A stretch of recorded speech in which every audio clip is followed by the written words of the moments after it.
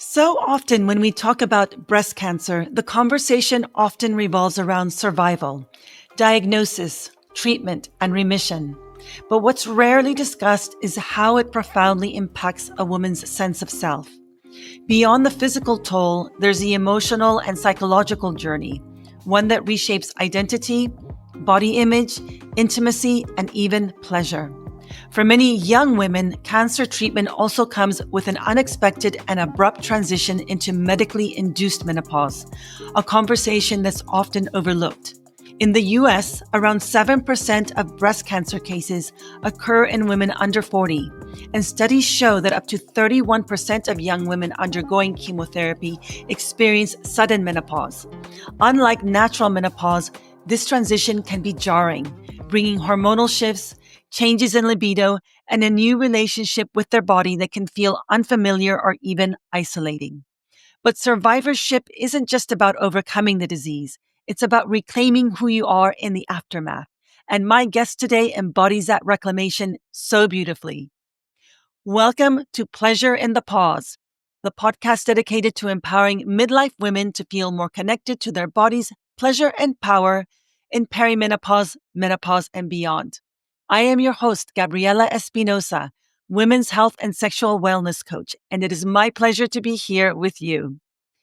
Teyonna Bowman was diagnosed with hormone-sensitive breast cancer twice before the age of 40.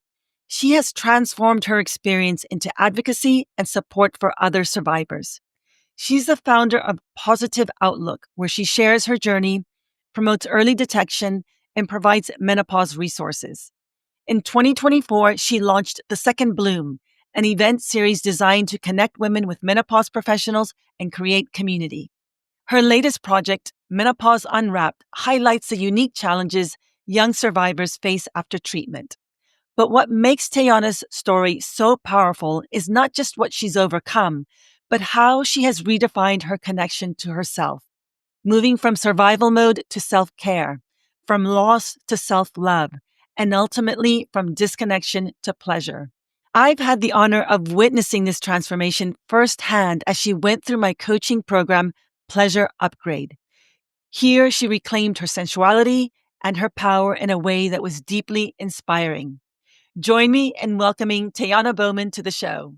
Teyonna, welcome to Pleasure in the Pause. I'm so excited to have you here. I'm so excited to be here. Thank you so much for inviting me. You and I met about a year ago at the Let's Talk Menopause Symposium in Chicago. We had struck up a conversation. I was so moved by your personal story of moving into early menopause, medically induced menopause, and your story with breast cancer. The first thought that went through my mind, and I know that probably goes through a lot of people's minds when they meet you, is, oh my gosh, you're so young. And that was my first kind of prejudice when I first met you. And I thought, wow, I admired you so much for being there and for seeking information and really wanting to empower yourself. And in preparing for this show, I took a deep dive into the stats. And as I mentioned at the beginning, that around 7% of breast cancer cases occur in women under 40. And studies show that up to 31% of young women undergoing chemotherapy experience sudden menopause. I know this is your story. You were diagnosed with hormone-sensitive breast cancer twice before the age of 40, something no one expects at that stage of life. Can you take us back to that moment? What were some of the biggest emotions and challenges you faced upon receiving your diagnosis? And how did you navigate the early days of treatment? Yeah, it was also a thought that came to my mind when I was first diagnosed that I was too young for it. But I learned that cancer and diagnoses don't discriminate based on age. I was 34 when I had finished nursing my daughter, and I had gotten to the point where I was getting my body back, or felt like I was getting my body back, and kind of preparing for how I was going to get back into shape before turning 35. And I remember doing a self breast exam in the shower, not because I had planned to do it, but I had just happened to remember to do it that day. And when I did, I felt a lump. I thought, no way, it can't be anything cancerous or anything like that. I put it in the back of my head because I didn't have a genetic risk factor for breast cancer. I was relatively healthy and active, and I had just finished nursing my daughter for a year and had remembered learning that nursing helps to reduce the risk of breast cancer. And so I thought, there's no way. But after a couple of months, I started to notice that I was losing a little bit of hair on the crown of my head. And I decided to make a couple of doctor's appointments to address the vanity issues of Mm. losing my hair and then also to take care of the lump that I found. And so I went in and I got a nice to have, not need to have referral for a mammogram and ultrasound, and I took my time about getting it. But when I did, I was hit with a late stage one, hormone sensitive, invasive ductal carcinoma breast cancer diagnosis. And it hit me like a ton of bricks. It hit our family like a ton of bricks because in my mind, my life didn't fit the stereotype of breast cancer. And so I quickly went through all of the steps of treatment. I had a double mastectomy. I underwent chemo. I took tamoxifen for about 4.5 years. And I thought that I was close to being in the clear, but my cancer had actually come back less than 5 years later. And that brought on more surgery and radiation. And it was my first real introduction to what medically induced menopause is because, like I said, I had hormone sensitive breast cancer. And so the cancer that I had thrived and continued to grow in an environment where I was still naturally producing estrogen. And so my oncology team wisely advised me to undergo ovarian suppression to reduce my risk of another recurrence. At the time, I thought that's perfectly fine. It's just going to be hot flashes. But I was not prepared at all for just how vast the menopause symptoms are, and I felt like I experienced all of them. I had brain fog. I would lose my train of thought during work meetings, and it scared me. I was dizzy. I had to have a brain MRI because we were trying to figure out what was going on. I had horrible night sweats and hot flashes and achy joints, and my skin was changing. My hair was falling out again, and it really threw me off. I talked a lot with my medical team about what was happening, and they explained the changes that can come along with menopause. But some of the symptoms that I was presenting weren't even discussed as potential symptoms that I would experience. And so I started to read as much as I could and follow women on social media and doctors who were talking about what menopause was. And I remember at the time, I Googled menopause and perimenopause, and there weren't a ton of results that popped up. And this was just, about 3.5 years ago. And so the more that I learned, the more that I got to a place where I understood not only the immediate impact of sudden menopause, but I started to understand some of the long term health effects that come along with it.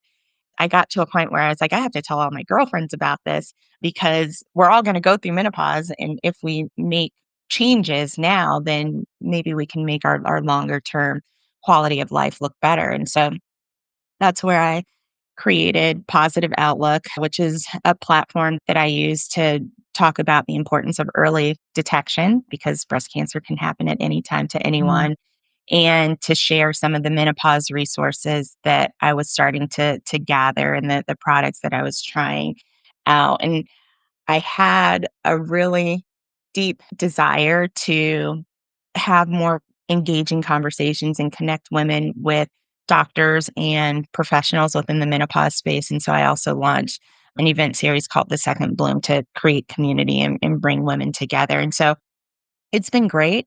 I have noticed that over the past 3 years, the menopause conversation has grown, and it's really amazing to see doctors sharing their insights and their journeys and more resources being opened up to women. But it does still feel like there's a gap in the conversation for breast cancer survivors and how to reconcile this time and space. And so I'm starting to lean more into that area and have those conversations as well.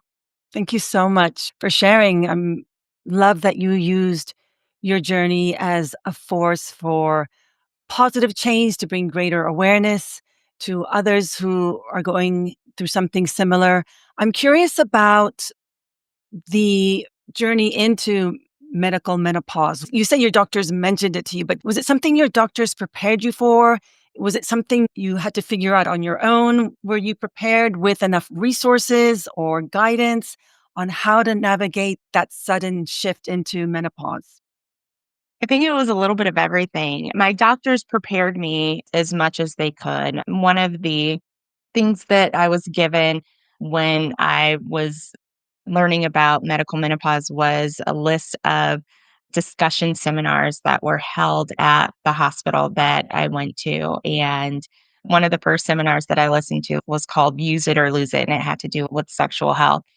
So there was an offering of resources in the hospital, but I don't think that I fully understood or appreciated how the physical changes would be so diverse in the way that they showed up, and how there are mental changes that come with the transition as well. And so while I had a list of seminars to listen into and understood that there would be changes from a hot flash standpoint and that there were antidepressants or other medications that I could take for hot flashes, I just didn't understand the full scope of Mhm. the menopausal changes. And so that's where I had to do the deeper dive on my own and read multiple books and start listening to podcasts and use Dr. Google, which I know isn't preferred, but I had so many questions Mhm. because some of the side effects and symptoms that I was experiencing weren't all on the list of Mm, side effects that were shared with me. So it was a little bit of everything. Going through it and still being in it has just given me a deeper appreciation for mm. all encompassing this journey is overall. Yeah, that use it or lose it prescription, I don't think is helpful for anyone. And especially if you're going through cancer treatment, I can imagine it can feel so overwhelming. Yeah. What you talk about the physical, mental changes. What were the physical, emotional, or sexual changes that surprised you most? Yeah, I think even with going back to the use it or lose it, that was tough because when I first listened to the seminar, I was less than a month out from my second surgery and I was preparing for radiation and I knew that I was going to have to start to take oral chemo. And so to listen to a seminar that was filled with facts, but they were just facts that were a little bit too stinging and fast for me to really digest was hard because in the seminar, the doctor talked about vaginal atrophy and how there are changes in skin, and how when we think about intercourse, it really is a muscle that we have to continue to develop and build. But hearing that was really overwhelming when I was still trying to process the surgery that I had gone through and the treatment that I still had. And I had just started ovarian suppression. And so my libido had already started to plummet. It felt like just added stress to be a patient on the one side, but then know that I had to get in there and keep things going from a sexual health and wellness side. And that was really tough. Physically, what was challenging was that when I had my diagnosis, I really shifted into a mode where I was checking as many boxes as I could from a treatment standpoint and went into autopilot. And so I went from a space of my body feeling special and intimate and sacred to me to being a patient that was constantly in exams and talking about treatment plans. And I was ripping my shirt off without any hesitation because I just started to think of my body as a specimen that needed to be treated and needed to get rid of the disease by any means necessary. And so it really didn't matter how many nurses or doctors or interns came into the office. I was just ready to take my clothes off and just talk through how to get through treatment. And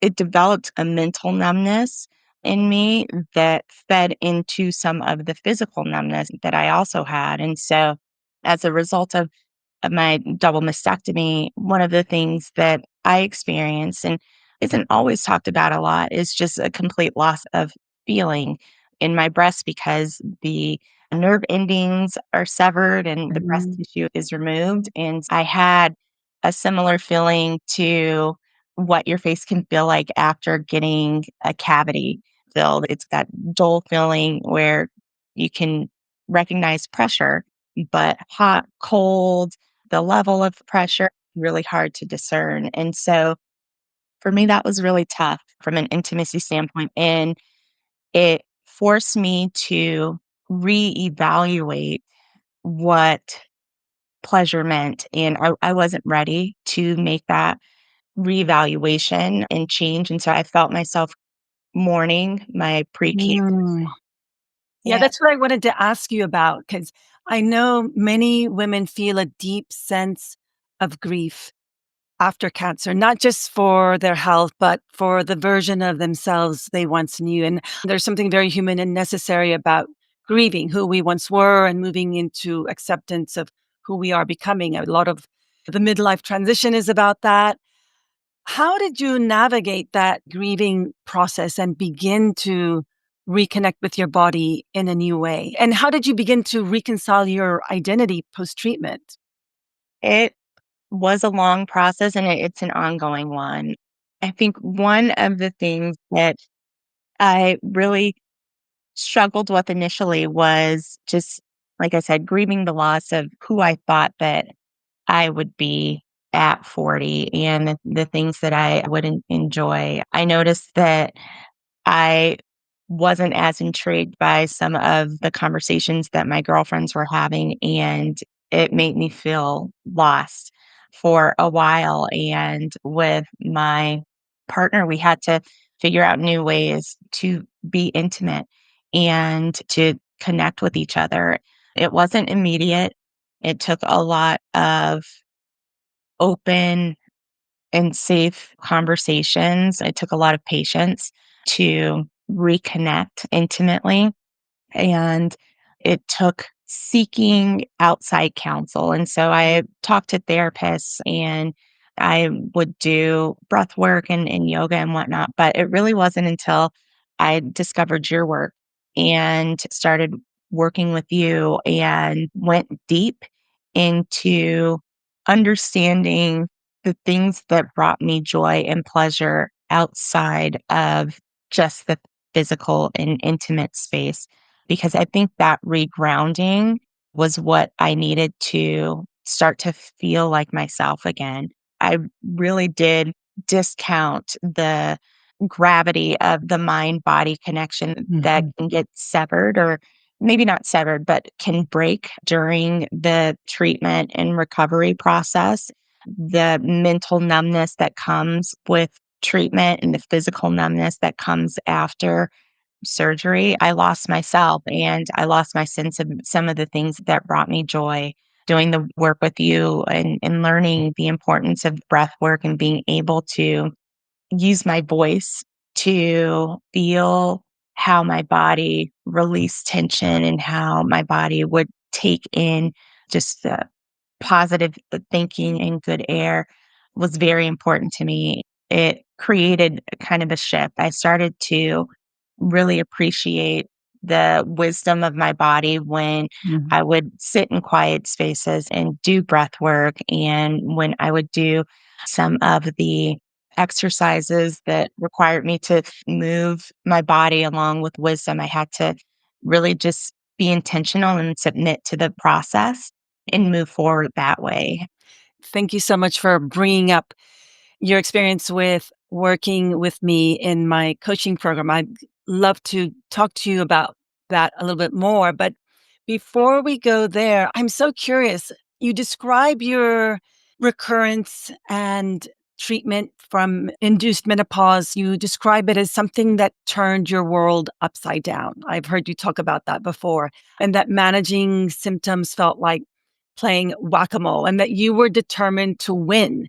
I'm curious, what was the turning point for you in shifting from symptom management to prioritizing self care and pleasure, for making that decision, that choice that pleasure matters to me? And I am going to do whatever is necessary to invite it back into my life. What was that turning point for you?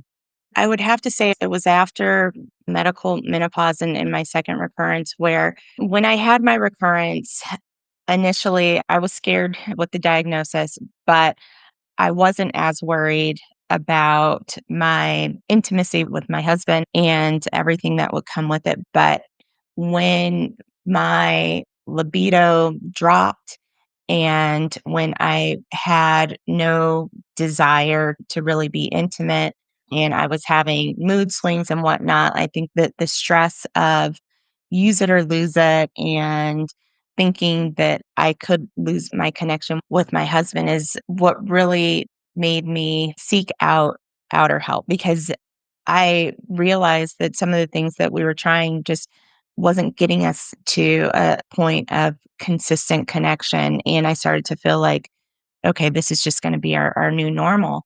But I wasn't ready to accept that. And I don't think that any woman should have to accept that. When I sought out your work, it was because I had gotten to the point where therapy wasn't quite doing what I needed it to do. Trying things on our own wasn't working. And I was skeptical at first because I thought, as a breast cancer survivor and going through medical menopause, my libido is 100% tied to my level of estrogen. And since I have no estrogen, I'm never going to have libido again. I'm never going to be able to experience pleasure again. And when I got to that point and was thinking, okay, either my husband and I are going to struggle to reconnect or I can try something different, that's where working with you and learning about the importance of breath work and really self love first, connecting with myself in order to unlock pleasure and intimacy in a new way is where the change happened. I love that ultimately you shifted your understanding of pleasure and intimacy beyond just hormonal changes to something that was more tapped into that wisdom that your body inherently holds that you talked about. And I love that you were able to trust. It seems like you regained trust in your body because you weren't ready to give up. You knew there was something more. So, Teyonna, 2 years into your post cancer journey, you found my coaching program, Pleasure Upgrade. What drew you to it, and what were some of your biggest insights or breakthroughs from that experience? What really drew me to it was the way that you explained pleasure as being more than just physical intimacy and being a space where we have to reclaim our mind and body connection. And I felt like that piece of me, that mind body connection, had been lost over the course of years of treatment and recovery and then treatment again and trying to just understand who I was as a person again. And so I knew that taking a more holistic approach and really a 360 approach and view to pleasure was what I was likely going to need to reconnect to myself, because I had fully subscribed to thinking that my estrogen was tied to my libido. And since I had no estrogen at all, I thought I have no libido. And either I'm going to have to accept this new status quo of not being able to have the same type of intimacy that I did pre diagnosis, or I can try a new way. to tap into what pleasure means. And so that really stuck out to me. And the work that we did before even talking about the physical aspect of pleasure, that was focused on regrounding and really focusing on self love and appreciation, was what I needed to kick off the journey. And it was the perfect reframe for what pleasure is. And I think that it opened the door to significant changes in my day-to-day life and in my, connection with my husband as well. That's so beautiful. From where I sat, it was so beautiful to witness that transformation.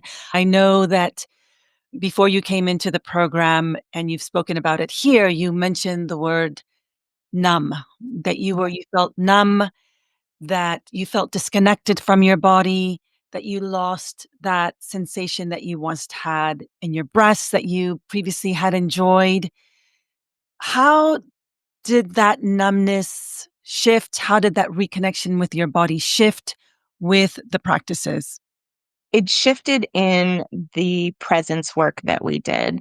I found that to be extremely important when I would do the body scan work and go through head to toe and evaluate what it was that I was feeling. For the longest time, I think my grief in my post cancer self and post cancer body was when I would think about sensations or lack thereof that I had, I would put value judgments on them. And so I would look and perceive changes as being negative instead of just a change, and naming that it's just a change and then moving on.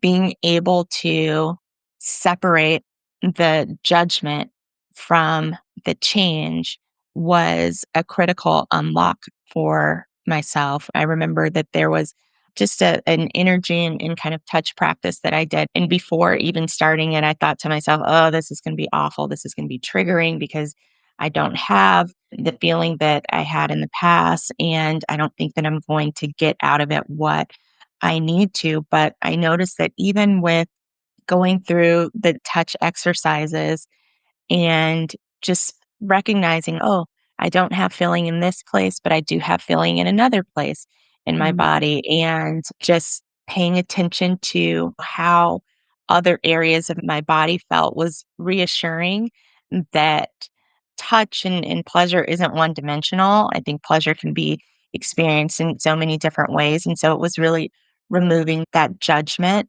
and releasing myself from negativity that really started to spark the transformation in the pleasure process for me. And I think that's important because after a cancer diagnosis, women, myself included, can feel very different in our bodies. And I think our bodies are very resilient. They heal and they carry us through. And being able to forgive some of the negativity that can be tied up with changes that come from surgery and whatnot is a critical unlock in experiencing pleasure. And it was what I needed to be able to make meaningful shifts. Yeah, absolutely. You raise something so important. Whenever you're going through a huge transition that requires a physical, psycho emotional transition, whether it be cancer treatment, early medically induced menopause, or regular natural menopause, or just moving through midlife, right? This show caters to midlife women where we are experiencing these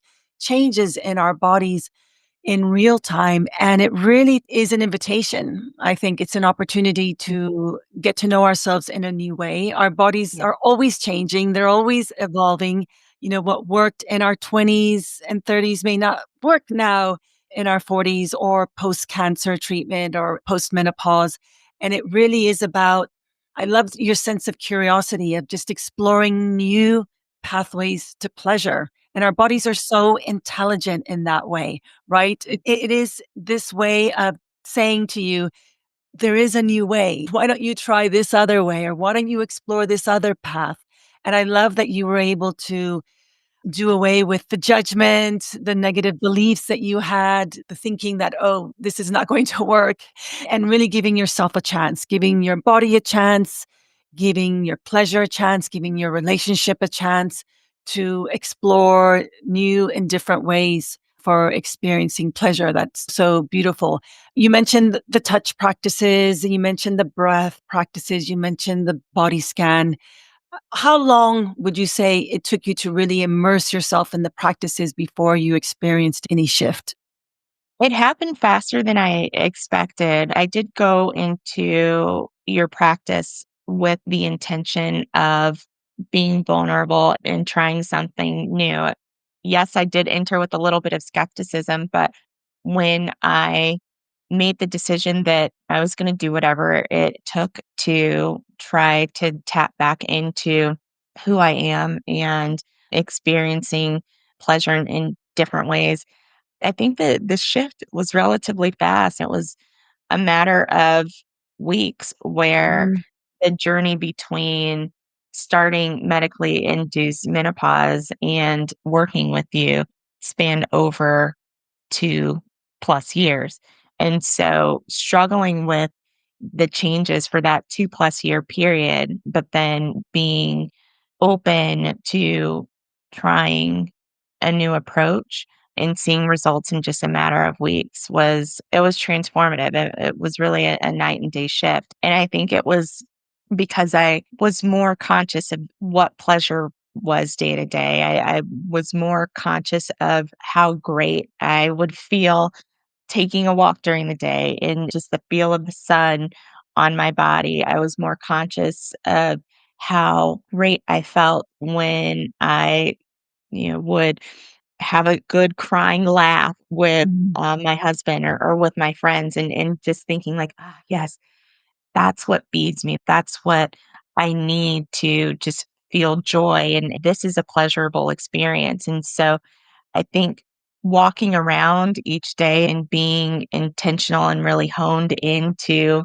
what was pleasure inducing for me is what helped make the process open up so quickly. Even eating a good meal and just being in the moment and Mm. just enjoying how my body felt nourished at that time and being grateful for that nourishment was a reframe that had to happen for me. And so it was those day to day shifts and reframing what pleasure was and what joy is that helped me reconnect with myself. And it's interesting because sometimes I think about this new self discovery phase as being a teenager again, where I was really hypersensitive to the things that I enjoyed, the things that I didn't like, and how my skin was shifting and the things that I had to do. And I think going through the practice initially, it felt a little bit selfish, but I knew that it was necessary. And as I started to prioritize myself and pay more attention to the feelings that I was getting from the activities and in different modules we were going through, the more that I actually started to feel like myself again and was able to feel a lot closer to my pre-diagnosis self. Mm. Yeah. And I got the sense also that you also stepped into the realization that you were doing this for yourself. Yes, you wanted to reconnect with your husband and rekindle that intimacy you once had, but I think you really came into that knowing that pleasure matters for me. And I have this opportunity to own it for myself because you had to spend time by yourself engaging in the practices. And I think that realization for so many women can be so eye opening. It can be something that's interfering with their accessing deeper pleasure because we're so conditioned to think pleasure is for everyone else, for our Right. kids, for our partners, but to really own pleasure for yourself. What was that like for you? It was a paradigm shift, and it was something that I knew when I was younger. I knew that I had to love myself before I could let anyone else love me or before I could truly love someone else. It started with myself. But I think, just like what you said, having kids and going through cancer diagnoses and just the shifts that happen over the course of life, were shifts that I slowly stepped away from myself, and I was trying to satisfy everyone around me and deprioritizing what was really important and necessary for me, and making that kind of selfish move was what I needed to reconnect. And I will also say one of the things that I did learn and appreciate is that I have a place of safety with my husband, and being able to be vulnerable and even share with him, hey, I need to do this in order to help hopefully our connection and whatnot, made a big difference, because I felt very vulnerable sharing that, and sharing that I was struggling with my post-cancer body, my medically induced menopause body, and, just how sensations were different, and how intimacy was just harder to get close to. So having that safe conversation with him, and letting him know that I need to go through this self-discovery practice, was also a point of empowerment, for me. Mm. And it wasn't selfish, it was necessary. Yeah. Very, yes, yes. It seems like you experienced this huge shift in the way you saw yourself, the way you showed up in the world. I definitely have noticed the shift now that you're stepping and trying to help other survivors and sharing your knowledge and sharing your experience. And I love seeing you do that work. How has the work that you did in Pleasure Upgrade influenced you now as you support other survivors, particularly in the areas of menopause, pleasure, sexuality, mental health? I think that the realization that pleasure is something that everyone is entitled to regardless of their health background is something that I learned from working with you and have internalized. And as menopause conversations come more in the forefront, as more celebrities and younger women are announcing their breast cancer diagnoses, I start to get to a place where I thought, are these younger women ready, or realizing that they're going to have to deal with medical menopause, and the changes that come along with it? And if not, what can I share from my experience that could, potentially help them? Because if we're going to be diagnosed at younger ages and have significant changes in our life, I think connecting to who we are is extremely important. And so I just wanted to share some of the joy that I have been able to experience on the other side of Mm. breast cancer diagnosis, and on the other side of medical menopause. And I think in sharing that, my hope is that it helps other women navigate this complex journey and know that it's okay to want to reconnect to who they are. It's okay to pursue pleasure and just a fullness of life post treatment. I know that I had a little bit of survivor's guilt for a while, where I was thinking I survived. That's all that I need.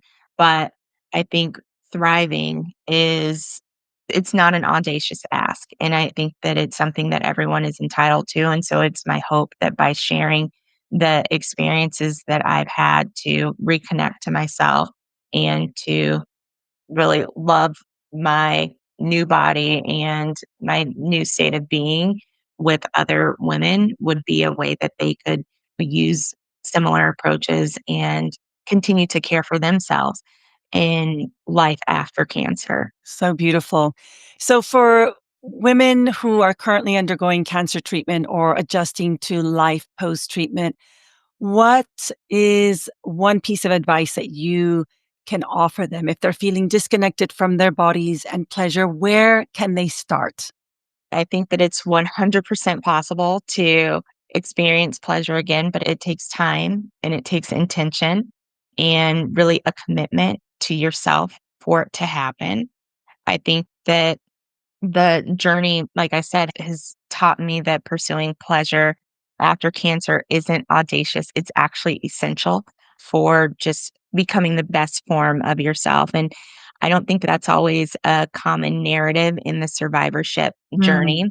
A lot of times it's about overcoming the disease, but reclaiming who we are as women who deserve pleasure regardless of our health history is a really powerful gift that I think every survivor should have the chance to experience. And so pleasure to me is about reclaiming connection to the body and the mind and really the world around me. And so I would say start by connecting to you. I really believe that the work that we did together has been so transformational because just rooting back to who you are as a cancer survivor, but also as a woman who has had so many experiences outside of cancer is so important for just starting the journey to reconnecting to pleasure and just enjoying life in an even richer way. So I would say definitely connect to your pleasure in the pause practice. I would say check out books on the topic. You're Not Broken by Dr. Kelly Casperson is amazing. I would also say reading about the menopause brain and that mind body connection and understanding that we are so much more than our hormones. There are things that we can learn about and change about ourselves when we understand what's happening from a mind body connection. So, read up, definitely access resources that are available that explore pleasure. I think that having a yoga practice, that's something that I do as well, is also important for just reaffirming some of the breath work and whatnot that we've done because there's a lot of strength there. So just be gracious to yourself. It's been a long journey for me, and I've had to be very gracious to myself and continue to be. It's all about intentionality and just a commitment to continuing to grow and tap back into the things that bring joy and pleasure. Yeah. Beautiful. Thank you so much. Yeah, you embody that in such a visible way. You just light up every room that you walk in. And I love how you're showing up on social media, sharing about the unspoken gifts of medical menopause. Can you tell us what you mean by that? What have been some of those unexpected gifts for you?